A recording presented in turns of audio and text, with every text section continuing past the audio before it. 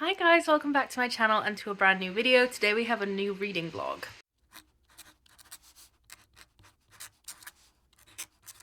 Because it's Monday and also the 1st of May, it kind of felt like I had to vlog because that is just such like a perfect start to the month slash new week. So I thought I would start a vlog for you guys today, and ironically, I'm not reading anything off the TBR I set for May, so that's good. Glad we did that. Instead, I picked up Cleopatra and Frankenstein by Coco Malors. I am actually listening to this on audio because I was doing some videos and reorganizing my bookshelves. But surprisingly, I have made it already to page 208. So I'm quite a chunk of the way through the book. Not what I expected at all. It's evoking a lot of emotion that I didn't expect to experience. Even though the synopsis is very vague on this book, I was so surprised. You basically follow Cleo and Frank. Cleo is an artist and Frank is works in marketing, and they meet and they get married in like a whirlwind 6-month romance. And you're following them through pretty much every month post marriage and seeing what I can only describe as the crumbling of their lives. And it's not a very obvious crumbling, but it's a crumbling nonetheless, I would say personally. It's told very beautifully. The writing style is very lovely and has quite a lot of quotes that I really, really enjoyed. I don't know how I feel about it overall. I don't really have like a rating in mind. I don't really have a feeling in mind. I'm kind of just going through it. I'm hoping I'll finish it today. That might be a little ambitious. Who knows? I only did start it this morning, but that would be a really cool start to May if I could. So yeah, I'll keep you updated on this, but my feelings so far are just ambiguous because I just don't know.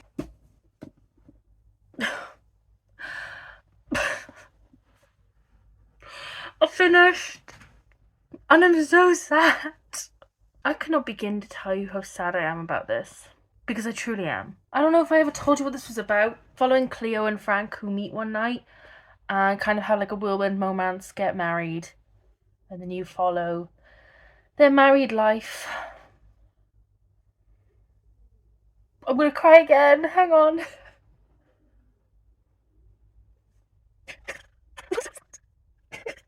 I don't even know if you'd, oh my god. I don't even know if you'd call this like a stereotypically sad end. But like, it was sad to me, you know? Oh, look at me. I've got like no tears, like, ah. I've been like cleaning and working while listening to the audiobook, and all I've done is cry for the last like 2 hours.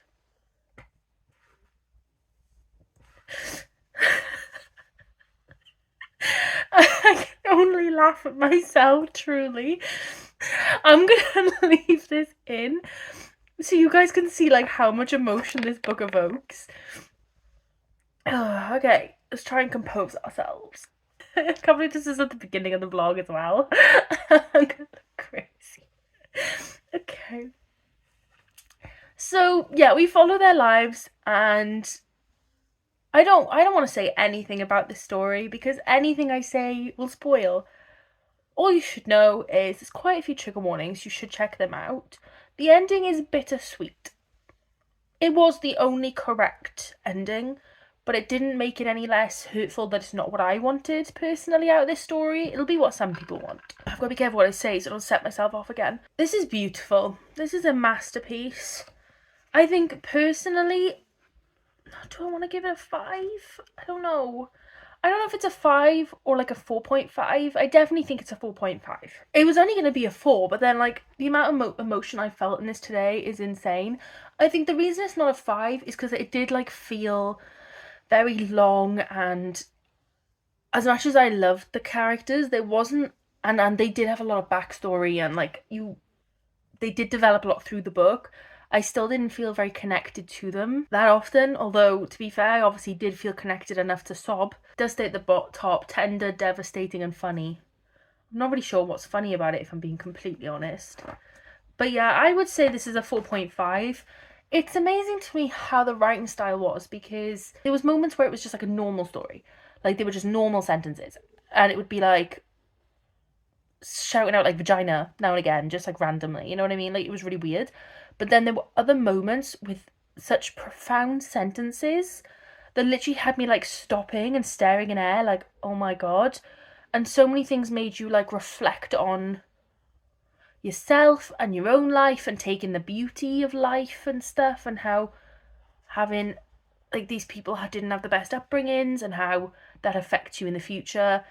And it talked about how love isn't always enough, and the like sacrifices and the dedication you've got to make to love, and how everybody pictures this idea of love as something magical when really it can be just as hurtful. I've got to stop talking about it now because I can feel myself going again. Since finishing Cleopatra and Frankenstein, I picked up a couple of like novellas, just romance novellas, just to cleanse my palate from my sadness. So now I've picked up my next like proper read, which is going to be The Haunting of Blackwood House. I mean, I say it's going to be. I'm halfway through. I'm at page 180. It's 10 p.m. I'm crapping my pants. I've had to like shut my living room door and turn on my lights. Even though I do have a haunted house ASMR on, so I am kind of making this worse for myself. I absolutely love The Haunting of Ashburn House, as if you've watched any of my recent videos, you'll know I've mentioned 1,000 times every time I've talked about this book.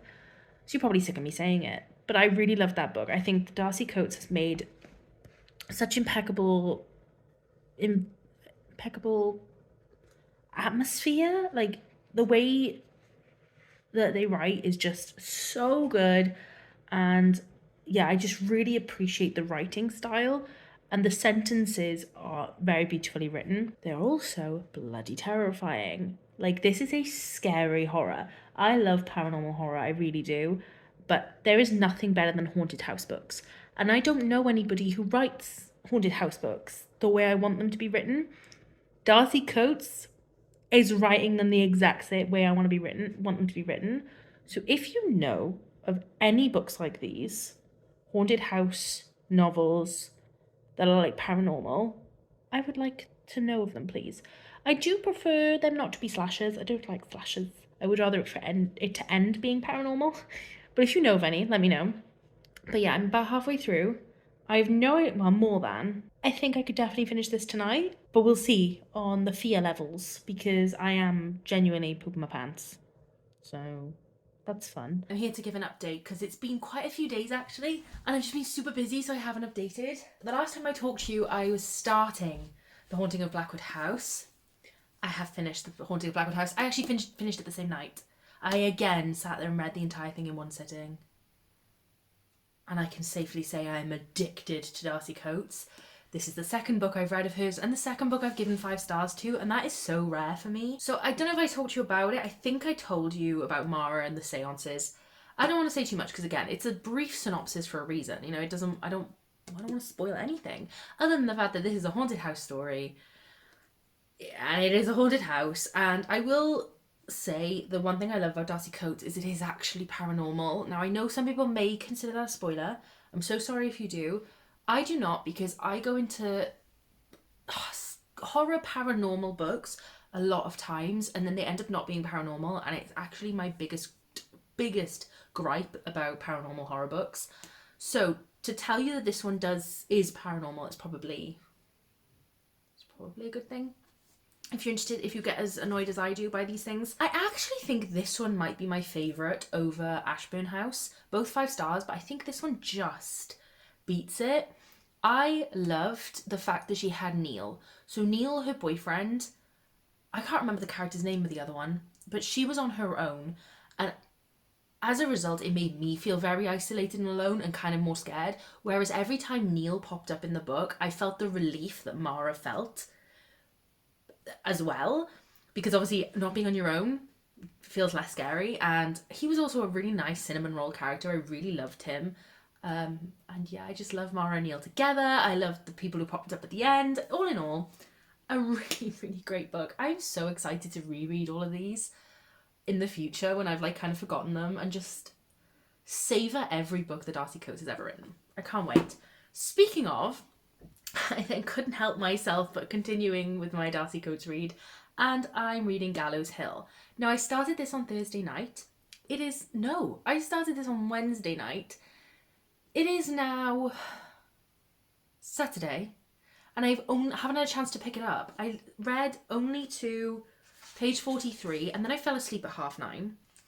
I had a funeral the next day, so I was very anxious about it. So I fell asleep, and I've been so busy ever since I haven't picked it up, and it is all I have thought about. It is all I have thought about every minute of every day. I am absolutely gutted that I can't sit here and read this right now. I've had to work all morning and now I have to go out and visit family, which sounds really like, it sounds like I don't want to visit them. I do, but I would absolutely love nothing more than to sit and read this right now. I am so excited to get into it. I was really in the mood for it last night, but then I was really tired, and again I fell asleep really early, and I was like, I just want to read this book. But I think the next time I read it, I want to finish it. Like, I really like reading Darcy Coates' books in one sitting. So even though I've read the beginning, like, I would like to read the rest in one sitting. So I'm just patiently waiting. But I'm so excited. Like, this one sounds really, really good as well. And I'm really, really, really into it so far. I then ordered From Below. It seems to never be in stock anywhere. I can't seem to get it on Waterstones. I've been to indie bookstores. I've been into loads of Waterstones. I can't find it. I can't even find it on Amazon. It's usually not in stock. And then yesterday it said there were 3 copies available, so I just nabbed one. It's different to any of the Darcy Coates I've read so far. I've only read Haunted Houses from her. This one is set under the sea. I have huge thalassophobia. It's second to spiders, my biggest fear. It might even be worse than spiders, but obviously I see spiders more often. But basically, I won't go in the sea. I won't touch it. I won't go in the sea. I'm terrified of it, but also I have a fascination with it as a result. Like, Mariana's Trench is one of my biggest interests.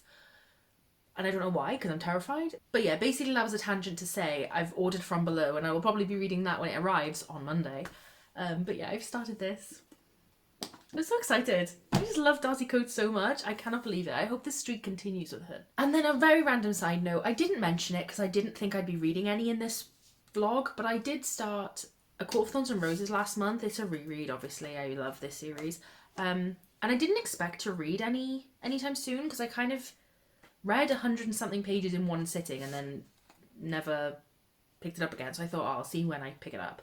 But the other day I was really in the mood and I read 50 pages. It's taking me a very long time because I am annotating quite heavily because I've already read these ones. I just really want to go through and just put all my feelings on the page. And I'm listening to, on Scribd, there's a dramatized version of the audiobooks, but oh my god, they're amazing. So I'm really enjoying my reread of this with them, and obviously annotating is really, really fun. So I just wanted to say that I had read 49 more pages of that, and I probably will be picking it up a couple of times throughout this vlog, but I'm probably not going to mention it very much because it is a reread. I love these books.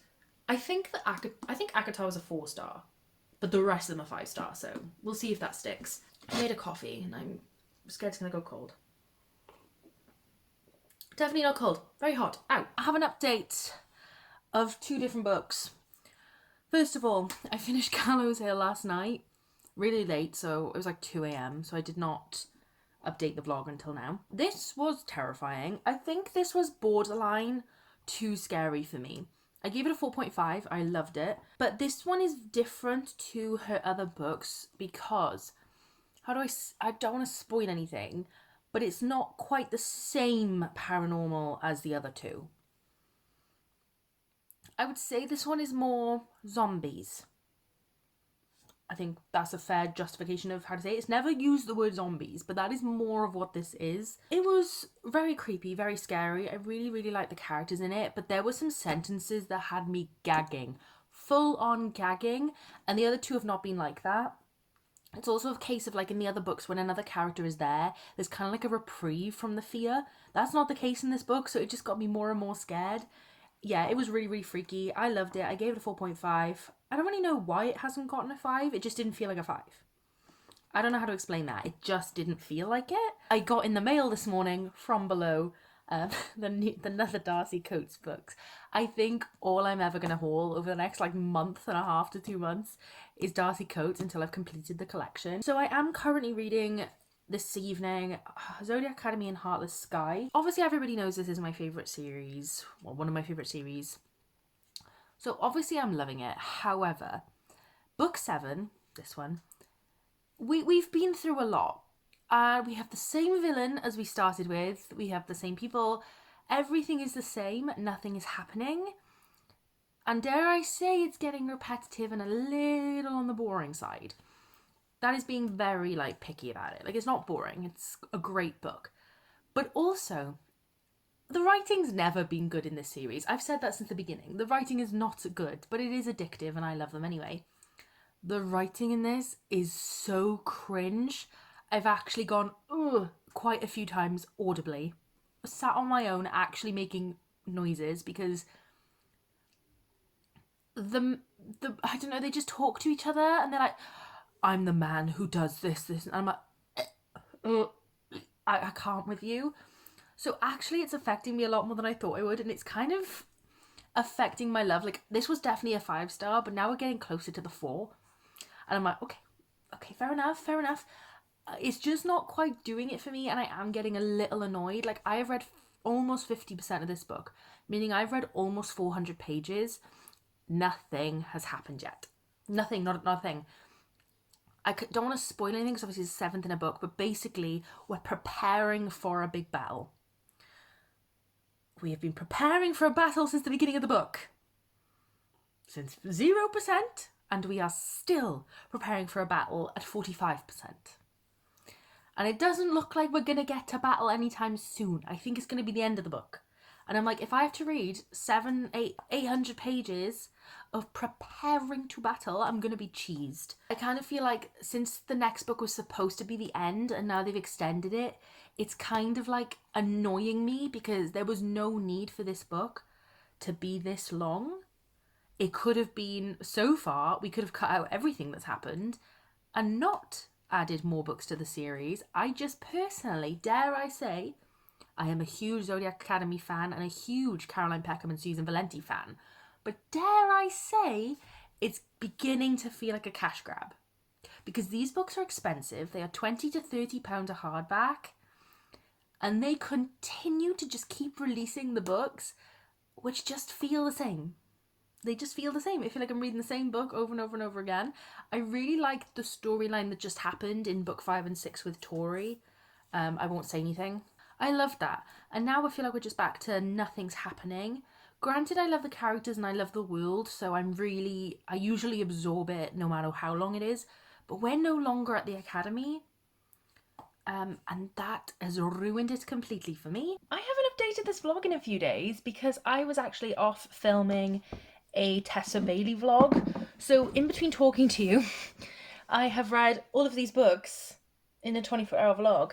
So that'll be coming to you very soon. So I do apologise for the lack of talking to you and the fact that I don't really remember what I've said to you because it's been so long. I have decided to start from below. It's Saturday evening and I thought I really fancy reading a book, so I'm going to hopefully sit and read a lot of this, or maybe even all of it, I don't know. I have started it, I literally just now. I'm chapter 6, page 37. This is the bookmark I picked because it was giving me the sea, you know? And take me to another world. It's giving the sea. It's from Bookmarks, which is my Etsy. I'll leave it down below if you're interested. But yeah, plugging myself in my vlog. Sorry about that. Follows a crew. Cove is the main leader of the crew that we're following. Cove is the leader of this like mission on the quest to explore the SS Arcadia, which how many years ago? It just says years ago. Years ago. It was like 300 miles off route, and there was just this really random distress call, and they were like, there's bodies in the wall and stuff like that, and then there was never heard of again and never found. Now it has been identified, and so Cove and her team are diving down to the SS Arcadia to explore. This is so fast paced. They've already done their descent. We've seen the distress call that the people made on the SS Arcadia. We've seen the first like appearance of when the people found the first ore. Like, we've read so much. We've already established all of the crew and their backstories. I don't even know what's going to come here because we've done so much already. I'm really, really impressed. I am reading it in the daylight because I'm really scared of reading any more Darcy Coates at night because the last one was terrifying. So yeah, I will update you when I have an update, and I'm sorry for taking such a long break from this vlog, but again, it was for the purpose of making you content, so it's fine. I shall be back shortly. I'm currently at page 130, chapter 18. This is wild. Nothing so much more has happened than had happened when I spoke to you last, but it's just so unsettling. So we're still on the first dive, however, the divers, Cove's crew and stuff are now on the Ascent because they're going to be doing multiple dives. Some creepy things happened, but more creepily right now is the past timeline of like the days leading up to the Arcadia's sinking, I guess. And there's like this really weird tapping and things, and it's really creepy, and it's kind of driving everyone mad. I don't know, I just really, really enjoying it. I would say that this book has a very different writing style to the books I've read from her recently, which have been like her haunted house novels. It definitely feels very different, probably because it has to describe more about the like science behind things. And yeah, it's very, very interesting. I just really hope that this ends up being paranormal like her other books. Because like there was this one book that I read, I won't say what it is because that would spoil it for you. But there was one book that seemed completely paranormal the entire book. And then it turns out it was like some poison. And I was like, okay. I mean, I still like the book, but yeah, it was kind of like, okay. I'm always picking up books like this. I'm absolutely obsessed with the sea, the Titanic, Mariana's Trench, anything like that. I'm obsessed, but I'm absolutely terrified. I have severe thalassophobia. I won't go in the sea. I won't touch like anything. Yeah, I won't even like paddle in the sea because I was stung by a jellyfish once and it started a very long strain of fear of the sea, and rightfully so. We don't belong in there. This is a little bit triggering for me to read at the moment. I don't know why I didn't think of this before I picked it up. I unfortunately lost a family member recently, and the way they passed involved the sea. Probably doesn't help my fear, but yeah, it's definitely triggering me a little bit, which I really should have thought about, and I don't know why I didn't think about that beforehand. So I am kind of like allowing myself to take it slow, and I keep taking little coffee breaks and drink breaks, and if it becomes too much I will stop. I think as soon as the parts where they can't breathe is going to start, which is definitely going to start because they're already like worried about their oxygen levels, I might have to dip. I don't know. Yeah, I really should have thought that beforehand. That is my own fault. But yeah, I will continue for now and see how I feel. But the paranormal aspect and the creepiness and like the whole kind of like, she still describes things very beautifully. Like at one point, one of the women, the marine biologist who's on the team, Hetty, I think her name was, she's walking up these stairs in the ship, I suppose more floating up the stairs of the ship, and she's like comparing it to this like old manor and talking about it, and then the descriptions of like the dining room. It's definitely Titanic. It literally even sinks on the 20th of April, and the Titanic sunk on the 15th of April. You know, it's definitely a copy of Titanic, but I'm fine with it. I like that. It feeds into my obsession. I got to page 272 yesterday before it kind of became a little bit too much, so I stopped reading. But today I'm going to finish this, so I'm very excited. I have about 200 pages left, so I am over halfway, and yeah, I'm not going to say anything until I get to the end, and then I'll tell you about all my feelings. Hello, I thought I'd come talk to you because I finished From Below yesterday, and I just haven't spoken to you yet about it because, well, I'm not really sure why. I really, really enjoyed this. I did settle on a 4-star. I feel like I had preconceived notions going in because for me, Darcy Coates is absolutely terrifying as a horror writer. Like, sorry, I just cut my finger while watering my plants, so it's like really, really hurting me. Sorry. So if you see me grabbing my finger, that's why. It was very, very good, but I have preconceived notions of Darcy Coates that she's going to terrify me because that's usually what she does. She's super scary. Her books affect me personally because like they're paranormal and they are super scary, and they create this very much unsettled feeling, and I felt that was missing in this. Like there were things happening that were obviously meant to be scary, but it didn't affect me in the same way, when really it should have, because it was basically a haunted house novel but set underwater, which is just even more scary. But it just didn't work for me personally in that regard, but I still really loved it all. I also think if she hadn't made it so long, it would have held a lot more suspense, but I think because it was so long, it didn't quite hold it. I don't know, there was just some things that I think were missing from this novel that would have made it a 5-star for me. It is super, super interesting, and I did really enjoy it, and it was very reminiscent though of another book I've read, almost like the exact same book, and I won't say anything about it because if you've read that book it'll make a lot of spoilers for this book and kind of how it all ends and things, but it was very, very similar. And I think I've read a lot of under the sea boat wreck books at this point, and this one didn't do anything unique, which is fine, but it didn't do anything unique for me, so I was kind of like, oh, okay. But there was nothing wrong with it. It just wasn't up to the standard of like the 5 stars that I read from Darcy Coates before. That's all. So I suppose I'm coming across negative because I was disappointed, but only because I had the highest expectations. I still really, really enjoyed it. I'm still glad to have another Darcy Coates down, and I'm going to pick up another one very, very soon. I completely forgot to end this vlog. Typical me. I don't know why, I just gave you my review of the book and then I just dipped. So here I am, post-editing, to say thank you so much for watching this vlog, especially if you got to the end. I really do appreciate it, and yeah, I shall see you in the next one. Bye!